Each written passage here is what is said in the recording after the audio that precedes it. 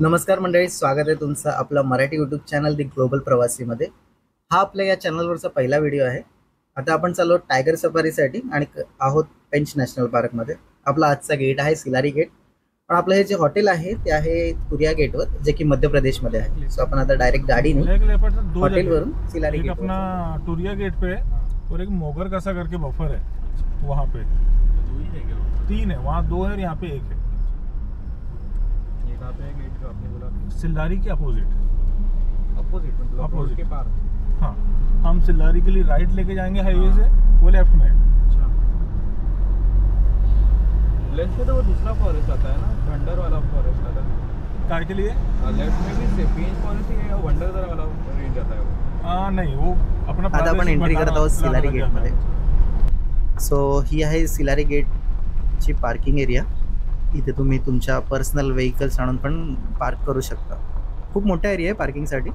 असं प्रॉपर प्रशस्त एरिया आहे जिथे तुम्ही तुमच्या 4 व्हीलर 2 व्हीलर काही पार्किंग करू शकता. जस्ट पार्किंगच्या बाजूला इथे एक टॉयलेटची पण सुविधा आहेत, सगळ्या जेंट्स आणि लेडीज दोन्ही टॉयलेट्स आहेत.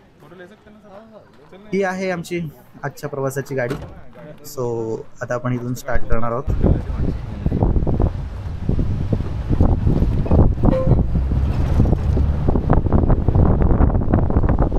जर्नीला स्टार्ट झालेलं आहे.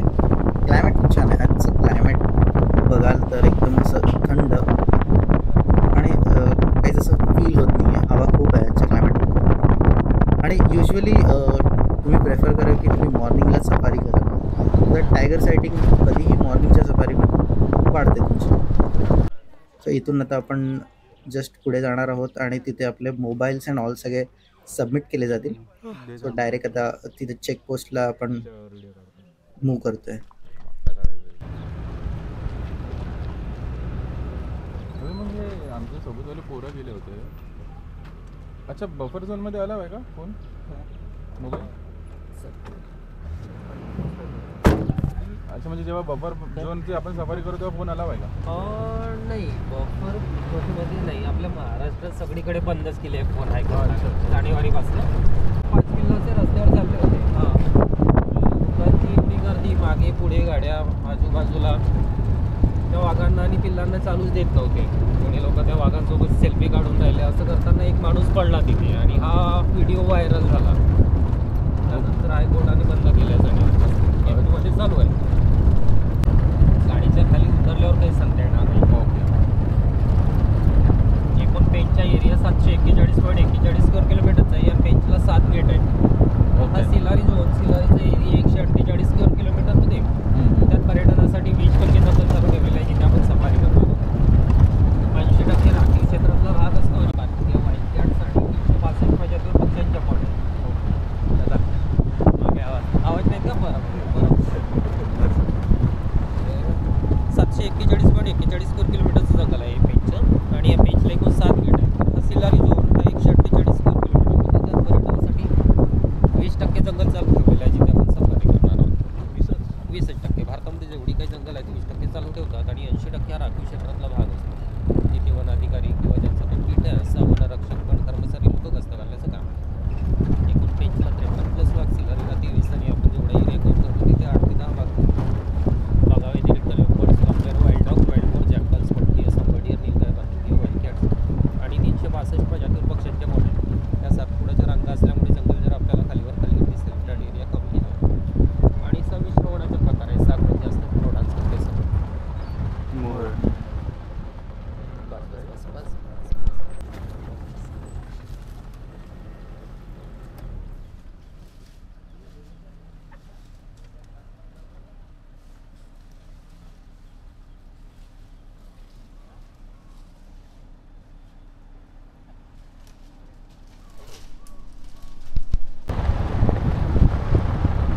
तिथून मग आम्ही जंगली गवारेडे बघून पुढे निघालो.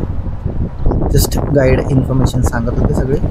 छान वाटत होतं. क्लायमेट खूप छान होतं. जस्ट पुढे गेल्यानंतर पुढे गाड्यांची गर्दी दिसली. आणि तुम्हाला माहितीच आहे, जंगल सफारी आणि गाड्यांची गर्दी म्हटल्यावर काहीतरी स्पॉटिंग झालीच असणार. सो आम्ही पण त्याच दिशेने सगळे पुढे गेलो, गाडी बाजूला लावली आणि मग बघायला चालू केलं काय आहे का. आणि युजली जेव्हा जंगल सफारी असते ना, तेव्हा एक प्राण्यांचे, पक्ष्यांचे एक कॉलिंग्स होत असतात. तर ह्याच्यावर थोडं बारकाईने आपल्याला लक्ष दिलं पाहिजे. कॉज ह्या कॉलिंगमध्येच काही माकडं कॉल करतात किंवा आपले मोर आहेत, बार्किंग डिअर आहे. सो ह्यांना वाघाची आधीच स्थिती समजते, वाघ जवळपास असेल तर हे लोक वेगवेगळ्या आवाजाने कॉल देत राहतात. जसे की आता हे मोर दिसतोय तुम्हाला मागे, आणि सीन पण खूप छान आहे. सो असेच तुम्हाला नवीन नवीन दृश्य असे या जंगल सफारीत बघायला भेटतात. या जंगल सफारीच्या दरम्यान तुमचे जे गाईड्स असतात, तुमच्या गाडीचे जे ड्रायव्हर्स खूप प्रयत्न करत असतात. लाईक त्यांना पण हवं असतं की तुम्ही जे त्यांच्याबरोबर जंगल सफारी करायला आलात, त्यांना पण हवं असतं तुमची स्पॉटिंग व्हावी चांगली, तुम्हाला वाघ दिसावा, तुम्हाला खूप प्राणी दिसावे वेगवेगळे, आणि ज्याने की तुम्ही खुश होऊन जा. तर ते पण खूप प्रयत्न करत असतात. वेगवेगळे पाण्याचे ठिकाणं, वाघ दिसण्याचे दररोजचे ठिकाणं त्यांना माहिती असतं युजली काल कुठे वाघ दिसला, कारण की ते लोक डेली सफारी करतच असतात. सो त्यांना माहिती असतं युजली वाघ कुठे दिसतोय, डेली कुठे दिसलाय, काल कुठे दिसलाय. सो ते लोक तुम्हाला तिथे घेऊन जाण्याचा खूप प्रयत्न करत असतात.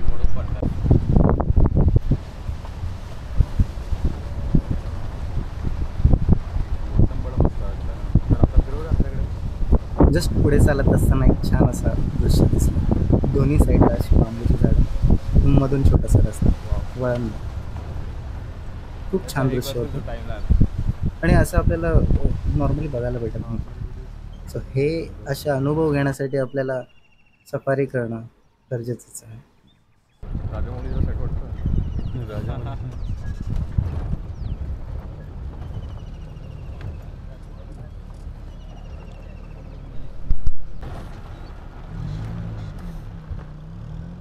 प्राणी आहे.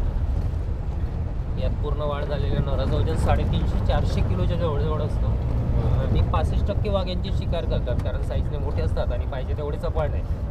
एकदा शिकार केली की आठवडाभर चालते त्यांना.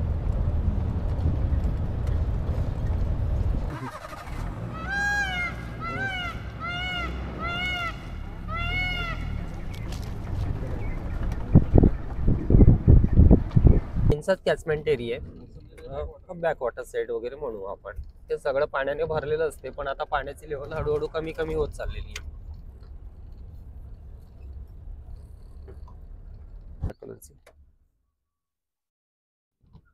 मगरी पण आहेत सर, पण मगरी थंडीच्या दिवसात सनबास्किंगसाठी वर काठावर येतात तेव्हा दिसतील. आणि फिश पण आहे तिथे 50-50, 60-60 किलो वजनाचे. 30-40च्या पॅकने राहायचे, पण आता त्यांची संख्या जरा कमी झाली आहे. आता खूप झाले तर 15-20च्या संख्येत किंवा 8-10-12 असे दिसतात. आणि खूपच डेंजर, जिवंतच खायला सुरुवात करतात. ते लचके तोडून इकडून तिकडून मरायच्या आधी अर्ध फिनिश करतील. 10 कुत्रे असतील, एक हरिण मारला तर 15 मिनिटात फिनिश करतात, एवढे फास्ट करतात. आता सध्या त्यांचा रोग आहे मेंज रोग म्हणून, जरा त्यांची कातडी निघून राहिली आहे. मग अशी जी आपल्याला गाडी फिरताना दिसली ना एक व्हाईट जिप्सी, ते त्यांना शोधून राहिले. तर ही पेंच नदी आहे. या पेंच नदीचा उगम एमपीतून होतोय. पंचमढी जवळ एक तामिया नावाचा गाव आहे, तिथून उगम झालेली पेंच नदी. एकाच नदीवर 3 धरण आहेत, एक चौराई, दुसरा तोतलाडो आणि लोअर पेंच पेंचकेरी पार्श्वनी जवळचा. या पेंचच पाणी नागपूर शहराला पिण्यासाठी जातो. भंडारा शेतीला, Koradi, Khaparkheda thermal power station आणि पार्श्वनी तालुक्यातील काही गाव, नाशिक धर्मगड एकूण 7 गाव आहेत. 160 मेगावॉट इथे पॉवर जनरेट केला जातो. त्यातून 1/3 पॉवर महाराष्ट्राला आणि 2/3 मध्य प्रदेशला. हा जॉईंट प्रोजेक्ट तयार झाला कारण या पेंच नदीचा उगम एमपीतून होतोय. पाणी 100% महाराष्ट्राला जातो, म्हणून आपल्या इथे पॉवर जनरेशनचं काम एमपी गव्हर्नमेंट करत असते. या पेंच नदीचा कॅचमेंट एरिया हा 4273 चौरस किलोमीटरचा आहे. 43.5 TMCचा डॅम आहे हा, आणि इथे 12 मीटर बाय 8 मीटरची 14 गेट आहेत. दरवर्षी जुलैच्या शेवटी किंवा ऑगस्ट महिन्यात ओव्हरफ्लो होतो. वाघांची संख्या सर आपल्या पेंचला 53+ आहे, सिल्लारीला 23, आणि आपल्या या टुरिझमला 8 ते 10 वाघ म्हणूया आपण. वाघा व्यतिरिक्त leopard, sloth bear, wild dogs, wild boar, jackal, spotted deer, sambar deer, nilgai, barking deer आणि वाईल्ड कॅट्स वगैरे म्हणून. त्यात 365 प्रजातीवर पक्ष्यांच्या पण आहे.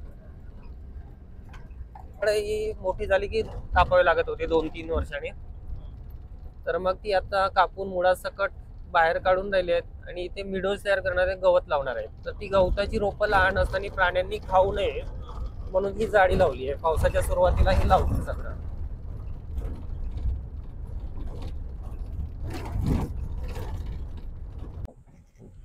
जस्ट मध्ये एक फॅमिली भेटली, त्यांनी सांगितलं पुढे बिबट्या आहे. जरा बसून जा सर दोन. ज्या वेगाने आमच्या ड्रायव्हरने गाडी मारली,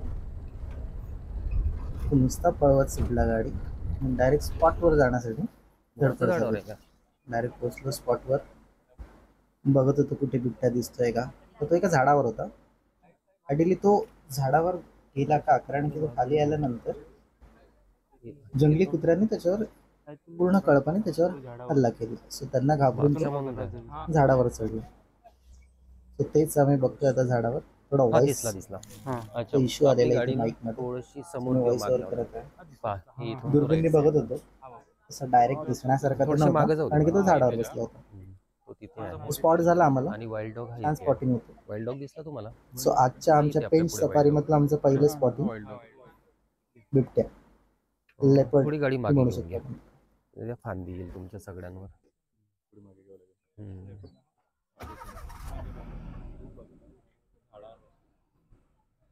जाऊ दे जरा मागे. चला जाऊ. इथून पण फांद्याची येऊन राहिला. थोडी समोरच घे जरा. एक मिनिट. या गॅप मधूनच पाहावं लागेल तुम्हाला. इथून सरळ बस. राहू दे बंद करून द्या. हा दिसत आहे, इथून दिसत आहे. तो तिथून झाड येत होता ना आपल्याकडे. हा पुढे. टायगर पण घाबरतं त्यांना. Wild dog. हो. वाईल्ड डॉगला? हो. डॉगला? वाईल्ड डॉग ते छोटासा होता. छोटासा आहे, पण तुम्हाला सांगितलं ना, तो जिवंतच खायला सुरुवात करतात. तो वाला आहे का? हा. ओके. दोन्ही कार्निवोरस आहेत.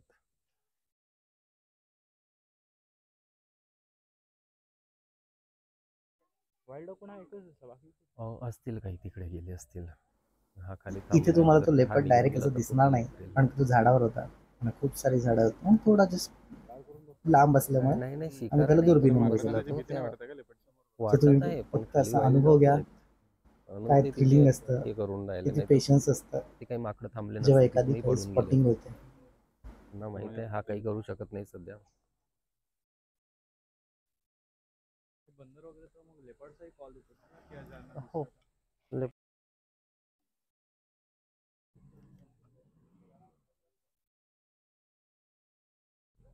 बॅक साईड आहे त्याची आपल्याकडे. नाही, तो आहे ना तो. आम्ही थोडा वेळ थांबलो तिकडे, बघितलं तो खाली येतोय का, पण तो खाली आला नाही, कारण की खाली अजूनही वाईल्ड डॉग्स होते. सो थोडा वेळ थांबलो, बघितलं, ट्राय मारलं, बट नाही पॉसिबल झालं. म्हणून मग तिथून आम्ही निघायचं डिसिजन घेतलं. पुढे जाऊ, पुढे बघू काय भेटतंय का अजून. हा उलिनेक स्टॉर्क आहे. याला कांडेसर किंवा पांढऱ्या मानेचा करकोचा नाही, करकोचा. थांबून पाण्याजवळच दिसतील आपल्याला संख, शिंपले, त्यात हे छोटे मासे वगैरे जे आहेत ते खातात.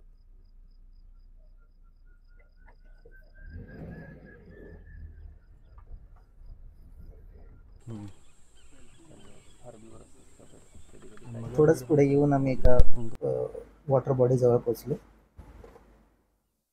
सो हे आहे तोतलाडोह डॅमचं बॅक वॉटर. प्रशस्त आणि मोठं असं पाण्याचा एक स्रोत, ज्याच्यावर पूर्ण वन्यजीव बॅक वॉटर या पेंच नॅशनल पार्कवर आधारित असेल. खूप छान होतं दृश्य आणि सिनेरी, एकदम मस्त. हा जंगलाचाच भाग आहे ना, आपण तिकडे जाऊ शकतो.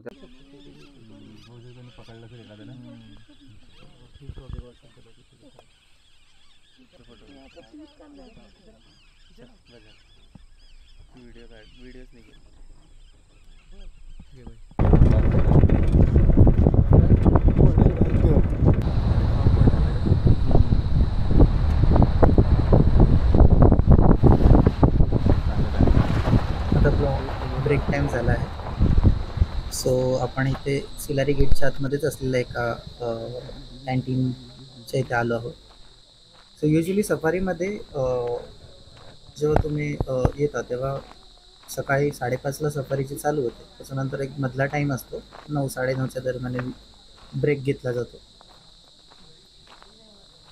आणि त्याच्यानंतर परत सफारी रिझ्यूम होते टिल 10 वाजेपर्यंत, 10 साडे 10 वाजेपर्यंत. सो हे आहे कॅन्टीनचं पार्ट, जिथे की वॉशरूम वगैरेची सगळी सुविधा आहे. ही आहे कॅन्टीन. इथे तुम्ही स्वतः घेऊन खाऊ शकता. ऑलरेडी पोहे वगैरे काही अवेलेबल असतील पदार्थ, सो ते तुम्ही घेऊन खाऊ शकता. अदरवाईज तुम्ही ज्या हॉटेलमधून येता तिकडे हॉटेलवालेच तुम्हाला पॅकिंग करून देतात फूड एका बास्केटमध्ये. सो त्यात तुमचा पूर्ण नाश्ता, जेवढे पण लोक आहेत त्यांचा नाश्ता अवेलेबल असतो. सो आम्ही आमचा नाश्ता आणलेला हॉटेलवरूनच. सो आम्ही एकाच्या मचानवर आलो, वरती बसलो. पाण्याची बॉटल आहे, अंडा फॉइलमध्ये अंडा लवकर गेले. खूप भूक लागलेली सगळ्यांना. सगळेजण एकदम तुटून पडले नाश्त्यावर. दुरून काढा भाली नाश्ता पटपट संपवला आणि परत सफारीच्या आपल्या सेकंड फेजसाठी प्रस्थान केलं.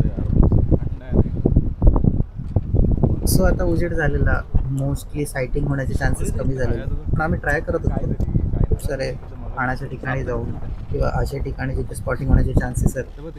आमचा गाईड आम्हाला घेऊन जात होता. सो इथे आम्ही पेशन्सली आता फक्त जंगल ऑब्झर्व करत होतो. जंगलामधले दुसरे काही जीव, जंगलातले आवाज, पक्ष्यांचे आवाज कसे असतात. 4 ते 5 वेळा सवारी करायला लागेल एका वेळी. एका वेळी 4 ते 5 वेळा कसं त्या माणसासारखं नाही का 3 दिवस 4 दिवस त्याने 3 दिवस केले, त्या कुठे त्याला काल दिसला.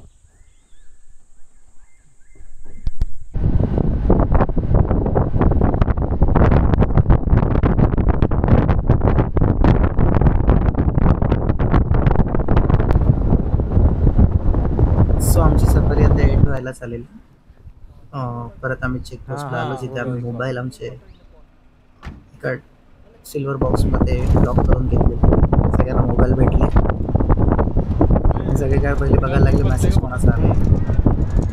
सो तिथून आम्ही परत पार्किंग स्पॉटकडे निघालो. इथे आपली आजची जंगल सफारी संपते आहे. सो पुन्हा एकदा आपण परत भेटू आपला यूट्यूब चॅनलमध्ये. तोपर्यंत तुम्ही चॅनलला सबस्क्राईब करा, लाईक करा आणि शेअर करा. नवीन चॅनल आहे, तुमच्या सपोर्टची खूप गरज आहे.